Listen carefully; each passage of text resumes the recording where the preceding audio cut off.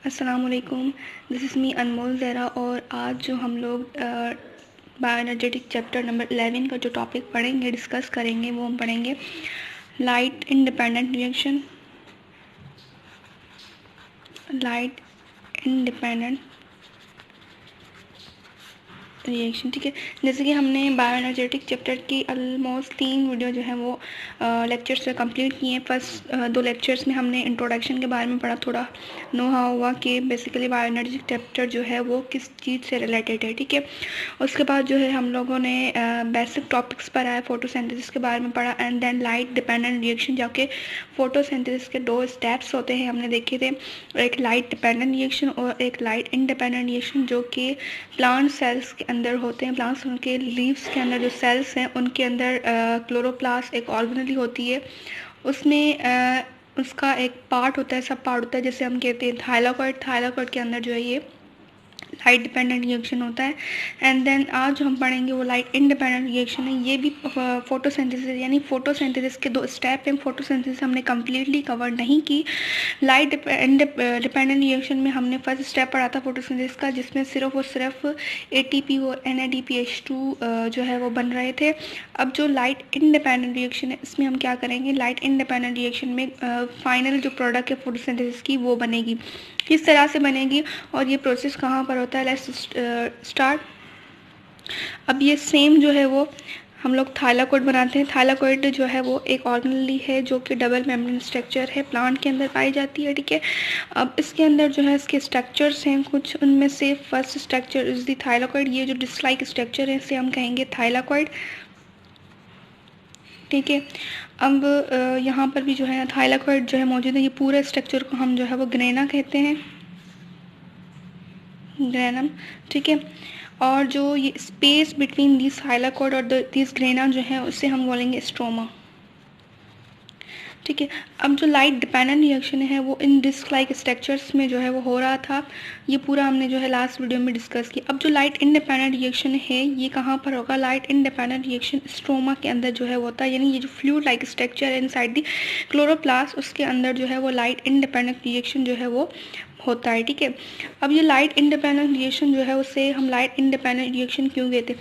Light dependent reaction का मतलब है कि लाइट की ज़रूरत हो, ठीक है, लेकिन लाइट इंडिपेंडेंट रिएक्शन का मतलब ये नहीं है कि ये totally independent on the light, light के बगैर जो है वो हो सकता है। नहीं, इस ऐसा बिल्कुल भी नहीं है कि लाइट के बगैर ये प्रोसेस हो जाए या लाइट के बगैर ये प्रोसेस होता है, ऐसा नहीं है।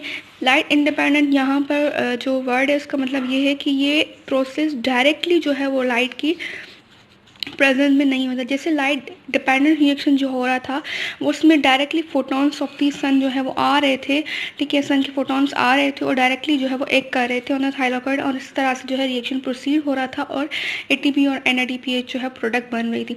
लेकिन लाइट इंडिपेंडेंट रिएक्शन में इस तरह से डायरेक्टली फोटॉन्स जो है वो नहीं आते। इसमें जो है वो लाइट की ज़रूरत बिल्कुल होती है, लेकिन लाइट इंडिपेंडेंटली आती है, मतलब कि light in the form of photons जो है वो नहीं आती। लाइट जो है वो दूसरी फॉर्म्स में आती है, यानी फॉर्म जो है वो लाइट का दूसरा होता है। इसी वजह से हम लोग बायो एनर्जेटिक को कहते हैं कि लाइट को जो है कैप्चर करके उससे जो है वो दूसरी फॉर्म्स में जो है वो कन्वर्ट होती है। तो यहाँ पर फॉर्म ऑफ द लाइट जो है वो यूज़ की जाएगी, फोटोन डायरेक्टली यूज़ नहीं हुआ। अब फॉर्म ऑफ लाइट जो है वो कौन सी यूज़ की जाएगी, जो लाइट डिपेंडेंट रिएक्शन में जो हमें प्रोडक्ट मिली थी ATP एंड NADPH2, ठीक है।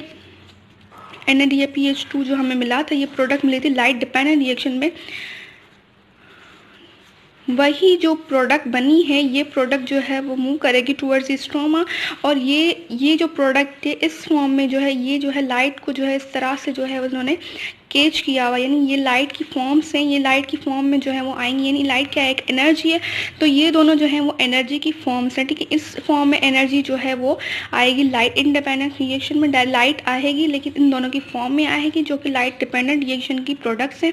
ये प्रोडक्ट्स जो है वो मूव करेंगे टूवर्ड्स द स्ट्रोमा, और स्ट्रोमा में जो है वो इंडिपेंडेंट रिएक्शन यानी लाइट इंडिपेंडेंट रिएक्शन जो है वो स्टार्ट होगा। तो यहाँ हमने देखा कि लाइट की ज़रूरत हो रही है, लेकिन डायरेक्टली लाइट जो है वो उसकी ज़रूरत नहीं हो रही, in the form of photons नहीं आ रहे, बल्कि ATP और NADPH की फॉर्म में लाइट आ रही है, ठीक है। उसके बाद साइकिल स्टार्ट करने से पहले कुछ जो है वो टर्म्स हैं, लाइक लाइट इंडिपेंडेंट रिएक्शन के कुछ जो है डिफरेंट नाम्स हैं। Just like light independent reaction का फर्स्ट नाम तो लाइट इंडिपेंडेंट रिएक्शन है, और इसके अलावा इसको क्या क्या कहा जाता है। Light independent reaction is also known as dark reaction, ठीक है। लाइट इंडिपेंडेंट को डार्क रिएक्शन इसलिए नहीं कहा जाता कि ये रात के टाइम होता है या अंधेरे में होता है, नहीं। लाइट इंडिपेंडेंट रिएक्शन या डार्क रिएक्शन का मतलब यही है कि in the form of photon directly light जो है वो इसके पास नहीं आती, एटीपी या एनआईडी की फॉर्म में जो है वो लाइट यूज़ होती है, ठीक है। दूसरा नाम जो है इसका है कैल्विन बेंसन साइकिल, ठीक है। Calvin Benson cycle, Calvin Benson cycle जो है, कैल्विन बेंसन साइंटिस्ट के नाम है, ये साइंटिस्ट के नाम है। साइंटिस्ट ने जो है वो कैल्विन साइकिल जो है वो यूज़ की थी, सो इस वजह से इसे हम जो है वो कैल्विन बेंसन साइकिल या डार्क रिएक्शन भी कहते हैं। और तीसरा जो इसका नाम है वो ये है कि इससे हम रिडक्टिव पेंटोस साइकिल भी कहते हैं, ठीक है। इसे हम रिडक्टोस पेंटोस साइकिल इसलिए कहते हैं क्योंकि इसके अंदर जो शुगर है 5 कार्बन शुगर जो है वो रिड्यूस होती है 3 कार्बन शुगर के अंदर, ठीक है। इस वजह से हम लोग इसे रिडक्टिव पेंटोस शुगर कहते हैं, यानी इसके अंदर जो पेंटोस शुगर है इस साइकिल के अंदर वो क्या होती है, रिड्यूस होती है इन द 3 जो है ना कार्बन साइकिल के अंदर, यानी 5 कार्बन साइकिल यानी 5 कार्बन जो शुगर है वो 3 कार्बन शुगर के अंदर जो है वो क्या होती है, रिड्यूस होती है, ठीक है।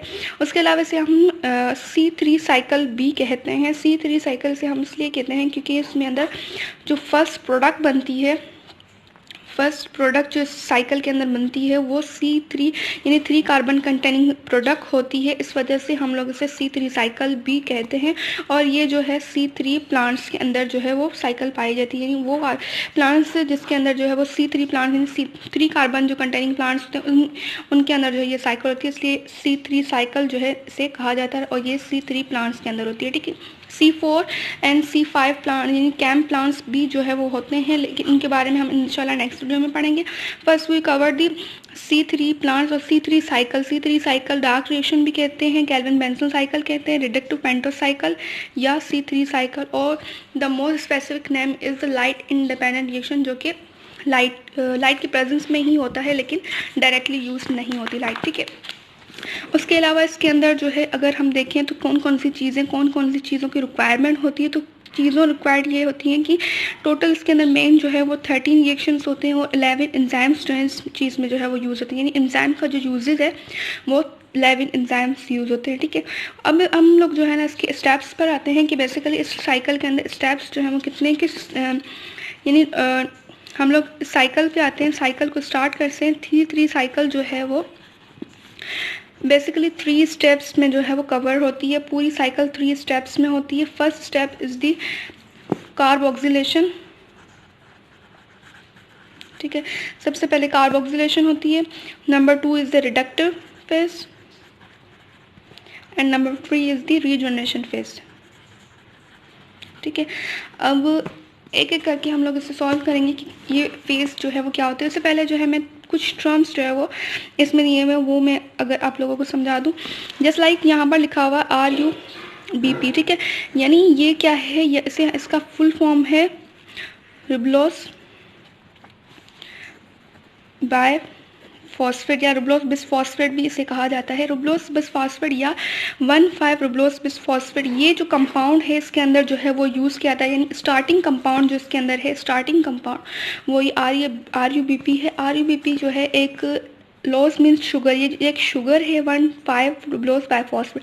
अब 1,5 रुबलोस बाइफॉस्फेट का मतलब ये है कि ये एक शुगर है, रुबलोस एक शुगर है जिसके अंदर क्या है, जिसके अंदर 2 फॉस्फेट कंटेनिंग, यानी इसके अंदर क्या है 2 फॉस्फेट मौजूद है, इस वजह से हम लोग इसे कहते हैं बिसफॉस्फेट या बाइफॉस्फेट, यानी वो शुगर जिसके अंदर क्या है, जिसके अंदर जो है वो 2 जो है वो फॉस्फेट मौजूद है। अब 1,5 का मतलब ये है कि जस्ट लाइक ये जो है एक पेंटोस शुगर है, 5 कार्बन कंटेनिंग शुगर है, ठीक है, तो इसके अंदर जो है 5 कार्बन मौजूद है, 2 जो है इसके अंदर फॉस्फेट मौजूद है, लेकिन 1,5 यानी एक जो फॉस्फेट है वो फर्स्ट पे होगा और एक जो फॉस्फेट है वो 5 पे होगा।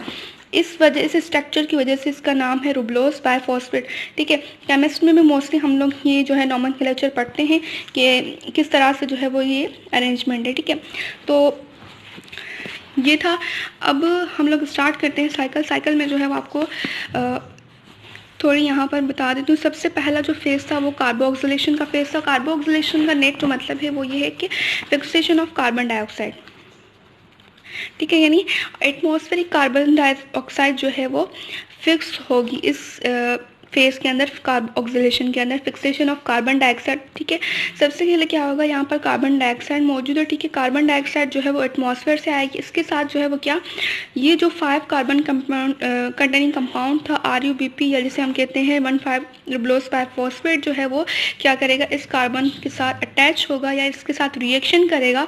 तो ये 5 कार्बन कंपाउंड है, ये एक कार्बन कंपाउंड, ये दोनों एक आपस में जो है वो क्या करेंगे, ये दोनों आपस में जो है वो रिएक्शन करेंगे। रिएक्शन के दौरान एक सबसे पहले जो है एक 6 कार्बन कंपाउंड जो है वो क्रिएट होता है, ठीक है। 6 कार्बन कंटेनिंग कार्बन जो है वो कंपाउंड जो है वो क्रिएट होगा। लेकिन यहाँ पर जो है 6 कार्बन कंपाउंड हमें डायरेक्टली नहीं चाहिए, इस वजह से ये जो है वो टूट जाएगा 3 कार्बन कंपाउंड के अंदर, ठीक है। यानी जिसके अंदर जो है 2 मॉलिक्यूल जो है वो 3 कार्बन कंपाउंड के जो है वो क्रिएट हो जाएंगे, ठीक है। यानी ये 3 कार्बन कंपाउंड के अंदर टूट जाएगा। उसके बाद जो है ये 3 कार्बन कंपाउंड आगे जाके फर्दर प्रोसेस करेगा, ठीक है। सबसे पहले फिक्सेशन होगी, फिक्सेशन में कार्बन डाइऑक्साइड RUBP बनाएगा, ये 6 कार्बन कंपाउंड जो है वो क्रिएट करेगा। 6 कार्बन कंपाउंड जो है वो 3 कार्बन कंपाउंड में कन्वर्ट होगा, ठीक है। अब यहाँ पर जो 3 कार्बन कंपाउंड फॉर्मेशन हो रही है, उस कंपाउंड का जो हम स्पेसिफिक नाम दें वो क्या है, G3P, ग्लाइसरेट 3 फॉस्फेट, ठीक है। अब ग्लाइसरेट एक ग्लिसरिक एसिड है, उससे जो है वो ये कंपाउंड जो है बनता है, ठीक है। उससे हम कहते हैं ग्लिसरेट 3 फॉस्फेट। ये 3 कार्बन कंपाउंड जो है फर्स्ट प्रोडक्ट बनी कार्बोक्सिलेशन, यानी अब क्या हुआ, यहाँ पर फिक्सेशन कार्बन डाइऑक्साइड की हुई, 6 कार्बन कंपाउंड वो टूट गया नेट 3 कार्बन कंपाउंड के अंदर। ये 3 कार्बन कंपाउंड कौन सा है, G3P। यहाँ पर पहली जो प्रोडक्ट कार्बोक्सिलेशन के अंदर बनी वो G3P बनी, इस वजह से यानी ये 3 कार्बन कंपाउंड, ये 3 कार्बन कंपाउंड कंटेनिंग प्रोडक्ट जो बनी है, इस वजह से हम लोग इस साइकिल को C3 साइकिल कहते हैं, ठीक है। अब दूसरा ये है कि ये जो है 5 कार्बन कंटेनिंग जो शुगर है, यहाँ पर इसकी रिडक्शन हुई है, ये क्या हुई है, इसके साथ मिलके 6 कार्बन कंपाउंड में कन्वर्ट हुई, दिन 3 कार्बन कंपाउंड में कन्वर्ट हुई। तो ये क्या हो गई, रिड्यूस हो गई, रिडक्शन हुई इसके अंदर। तो रिडक्शन की वजह से जो है इसे हम कहते हैं रिडक्टिव पेंटोस फॉस्फेट साइकिल भी कहते हैं, ठीक है। यहाँ तक जो है वो कौन सा फेज स्टार्ट था, यहाँ तक जो है वो कार्बोक्सिलेशन फेज था, ठीक है। अब जो फेज स्टार्ट होगा वो होगा रिडक्टिव फेज, ठीक है।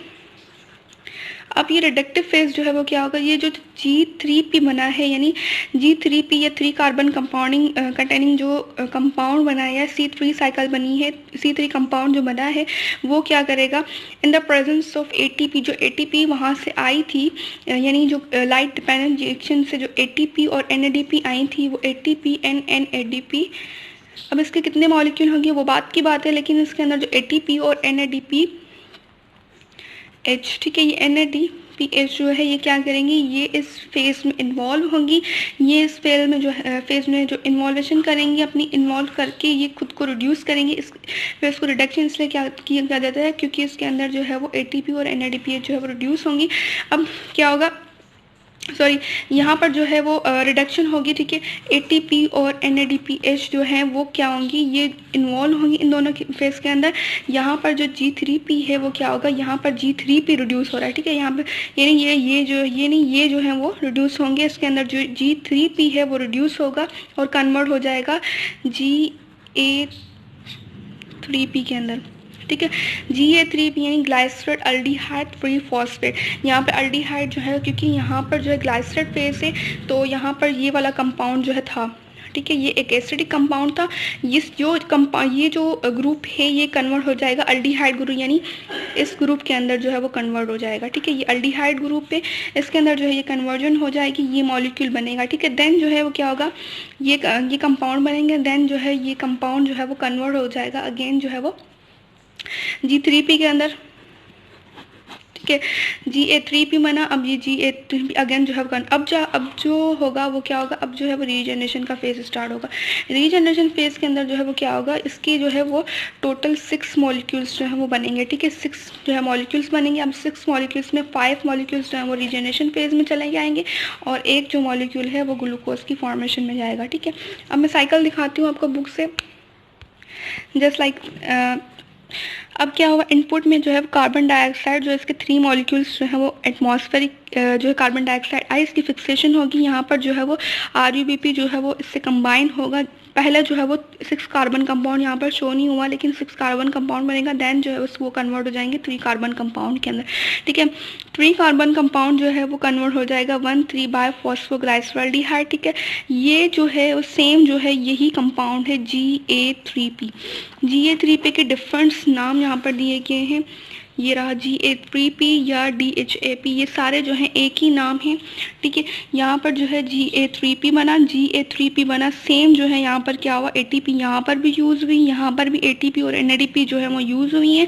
ये क्या हो रहा है, ये जो है वो रिडक्टिव फेज चल रहा है।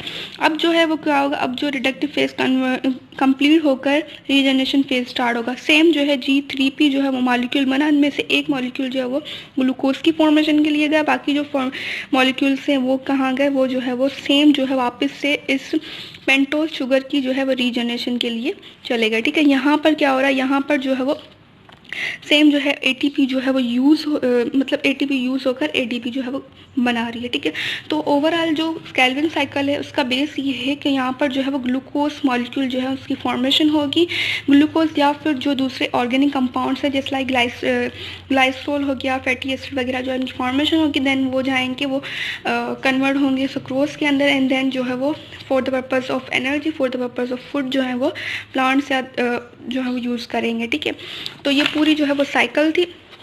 इसके अंदर जो है हमने क्या किया, 3 कार्बन डाइऑक्साइड यूज़ की और उसके अलावा जो है 6 ATP यूज़ हुई, 6 NADPH यूज़ हुई और यहाँ पर 3 जो है ATP। अब यहाँ पर जो है ये क्या, ये एक 3 कार्बन कंपाउंड है, ठीक है। G3P जो है एक 3 कार्बन कंपाउंड है, तो ग्लूकोज एक 6 कार्बन कंपाउंड है, ठीक है। तो इस 3 कार्बन कंपाउंड के अंदर 6 कार्बन कंपाउंड नहीं बन सकता, एक ही मॉलिक्यूल इसका आ रहा है, बाकी 5 जा रहे हैं, तो ये साइकिल जो है वो 2 टाइम्स जो है रिपीट होगी, ठीक है। 2 टाइम्स ये साइकिल जो है वो रिपीट होगी और एक मॉलिक्यूल आएगा, फिर 5 चले जाएंगे, फिर एक मॉलिक्यूल आएगा, 5 चले जाएंगे, ये 2 मॉलिक्यूल मिलकर एक 6 कार्बन कंपाउंड यानी ग्लूकोज का मॉलिक्यूल बना देंगे, ठीक है।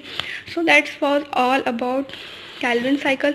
होपफुली आपको समझ आया होगा, ठीक है। अगर फिर भी कोई क्वेरी हो you may ask from me in comment box, ठीक है। तो ओवरऑल जो है यहाँ पर कार्बन डाइऑक्साइड जो एटमॉस्फेयर यानी जो स्टार्टिंग प्रोडक्ट है यहाँ पर वो कार्बन डाइऑक्साइड एंड RUBP है, और फर्स्ट जो प्रोडक्ट बन रही है साइकिल के अंदर वो है G3P, और जो नेट प्रोडक्ट बन रही है वो ग्लूकोज या कोई भी ऑर्गेनिक अदर कंपाउंड्स में वो बन रहे हैं, ठीक है। तो ये कैल्विन साइकिल या कैल्विन वेंसल साइकिल है। नेक्स्ट वीडियो में इंशाल्लाह हम लोग C4 cycle and C4 plants और इसके अलावा कैम प्लांट्स के बारे में पढ़ेंगे। सिर्फ ये प्लांट्स, ये C3 प्लांट्स जो होते हैं, C3 प्लांट्स, ठीक है, जिनके अंदर जो C3 साइकिल्स होती हैं या C3 प्लांट्स होते हैं उनके अंदर ये साइकिल मौजूद होती है। बाकी दूसरे प्लांट्स भी होते हैं जैसे like C4 plants, cam plants, वो ये साइकिल नहीं करते, उनके अंदर कुछ जो है चेंजेस होती हैं, वो इंशाल्लाह हम नेक्स्ट वीडियो में करेंगे। ओके, थैंक यू, अल्लाह हाफिज़।